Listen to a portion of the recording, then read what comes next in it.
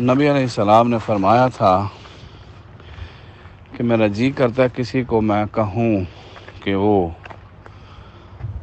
اذان دے اور جماعت کرائے مسجد میں، اور عین اس وقت میں گھروں میں جاؤں جب یہاں جماعت ہے تو دیکھوں جن گھروں میں مرد بیٹھے ہیں ان کو میں جا کے آگ لگا دوں، گھر جلا دوں کہ وہ نماز کے وقت گھروں میں بیٹھے ہیں۔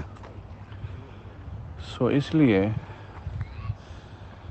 عورتوں کا وجود گھر میں ہے اور بچے ہیں جن کا مسجدوں میں آنا فرض نہیں ہے، یہ چیز مجھے روکتی ہے کہ میں گھروں کو آگ نہ لگاؤں۔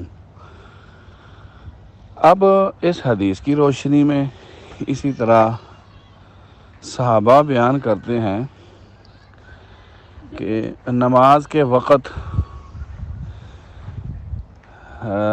جو لوگ مسجدوں میں نہیں آتے تھے ہم انہیں منافق سمجھتے تھے کہ مومن بندے تو مسجدوں میں آئیں گے، منافق نہیں آتے۔ یہ روایت ہے حضرت عبداللہ بن شقیق رضی اللہ عنہ کی، اور بھی بے شمار روایات ہیں۔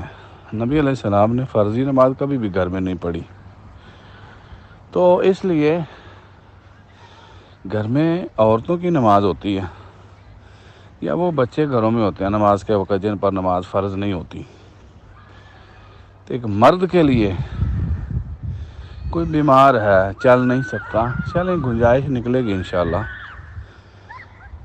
تو یہ کہنا کہ مرد بحضرات گھروں میں نماز شروع کر لیں، پھر مسجدیں گرا دینی چاہیے، مسجدوں کا فائدہ کیا؟ جی۔